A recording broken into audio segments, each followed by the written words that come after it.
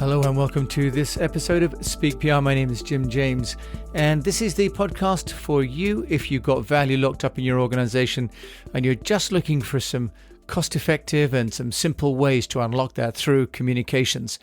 I've been running my own international public relations firm for over 25 years. I've also built 8 companies on 3 continents. So my interest on this podcast is to share with you what I know works. And today I'm going to talk about transcribing audio and video. And the reason for doing this is because Google and Bing and all the search engines can't identify keywords from within audio and video content. And this means that podcasts like this or your video content is not going to be found if it's online. So in terms of SEO, audio and video are in effect invisible except for the tags that you create. So let's look at transcription services. Now, transcription is something that I've been looking at for this podcast. I host on Buzzsprout and I use the otter.ai service. So with every podcast, I then upload the audio to otter.ai and that 36 megabyte file is reduced to text. I then have an assistant in the Philippines called Michaela, who will then write that up for me and make that into an article. But what I've not been doing is using those as transcripts. Now we've got show notes, and those are, if you like, a summary of the show itself. But the transcript is a special kind of file that is time-stamped, called an SRT file.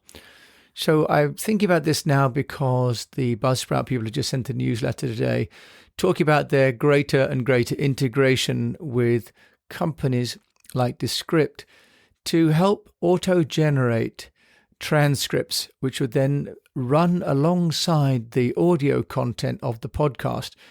Now, what this means is that for the experience of the person maybe listening to the podcast, if they want to, they can actually watch the text or read the text. That can be useful, especially if they maybe are hard of hearing.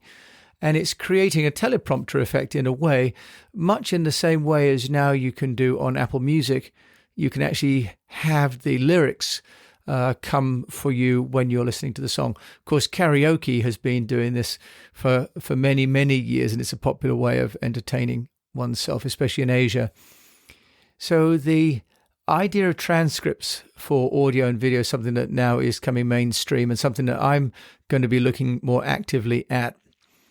Now, we can search on the internet for headlines or subheaders or a sentence by typing it into Google, but the transparency and the sort of searchability of the text is really what we're looking to get for the use of the transcripts. Google and a few others are starting to use the image search, but it's not quite there yet. And of course, that would be moving video would be even harder. So by having a transcript, we can allow the search engines to index our episodes, which will help us to improve search visibility. And as podcasts and videos, as anyone that markets their videos on YouTube knows, it's extremely hard to get a video or a podcast to be found and to be shared. So what we can also then do is to increase the podcast show rank on the results pages, because the keywords that we're putting into our podcast and into our transcripts will appear. And then if we're hosting, of course, these podcasts on a dedicated website, then the search engine page results for those individual websites will improve. The other thing, of course, is this idea that for the listener, there's an opportunity, especially if they're interested in something that has been mentioned, maybe a quote or a reference to a company or a name, they'd be able to read it to clarify it and maybe take it away, cut and paste and share it, for example. And that's something with now the Try Lately platform, that you're able to take video and get snippets with audio transcripts and share the video snippets as little sound bites or little video audiograms on your social media, which again helps with breaking down long form content, making it into small pieces of legacy content that can be shared over time over social media platforms. So now, what's the way to add a transcript to a podcast or an audiogram? One of the things to make sure of is that you add a timestamp. Now, platforms like Otter and Descript and Temi will all export an SRT file with a timestamp. Okay. Now, if you don't include the timestamp, then the podcast player can't align the audio with the text. So that's why I can't just add in my article, which I've written, into the transcription section of Buzzsprout. And this will be the same for Libsyn, because once we've made it into an article, of course, we've removed the timestamps. Now, the next part then is to not just cut and paste the transcript, but to try and think of it as a blog. Now, the challenge with that, of course, is that if we have a blog, then we're taking out the timestamps. They can be invisible, of course, but we're often, when we're writing the article, paraphrasing some of the sentences because I'm not always speaking in the same way that someone would read. The format is not quite the same. Now, you can hire an editor in the same way that I do with mine in the Philippines, and I can help you out if you need to do that. But prior to that, the automation really is the key. So the offerings of companies that I'm going to share with you are both machine transcription and human transcription and machine to human editing. Now, the issue that I've got is I create in a 20-minute podcast about 1,500 to 2,000 words.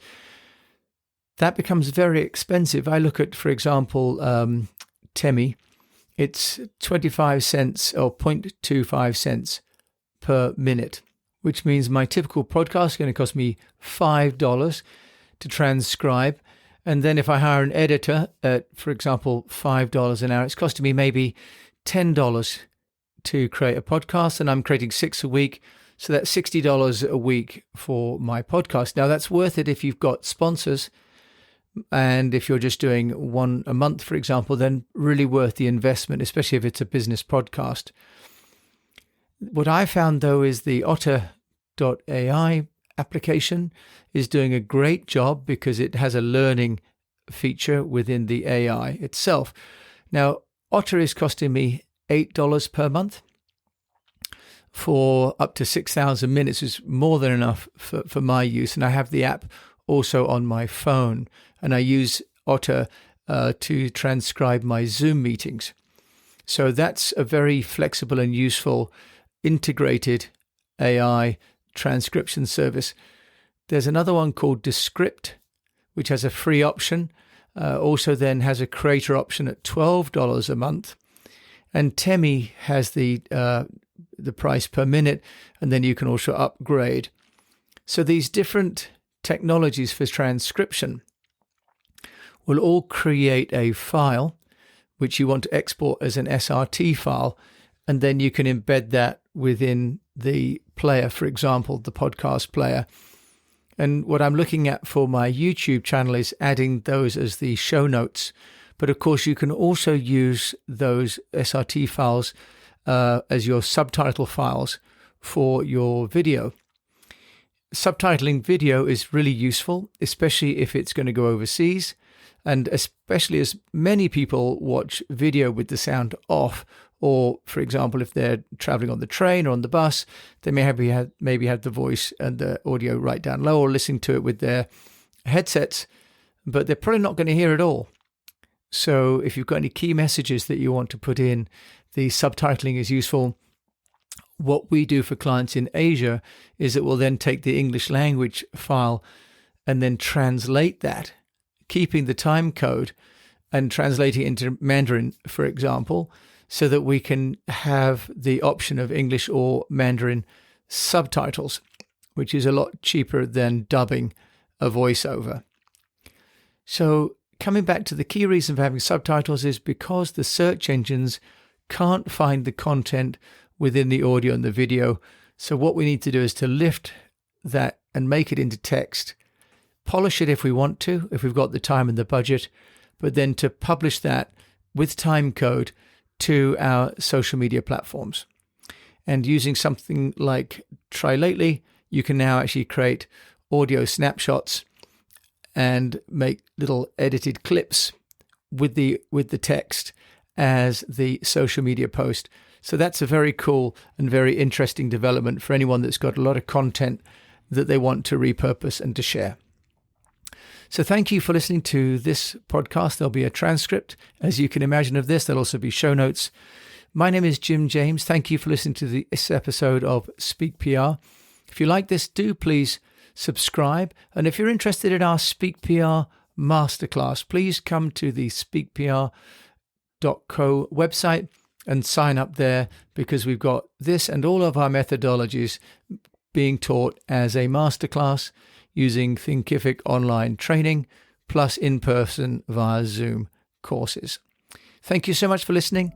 And until we meet again, I wish you the best of health, a profitable business. And if you're making content, remember to get a transcript and to share it so you can be found.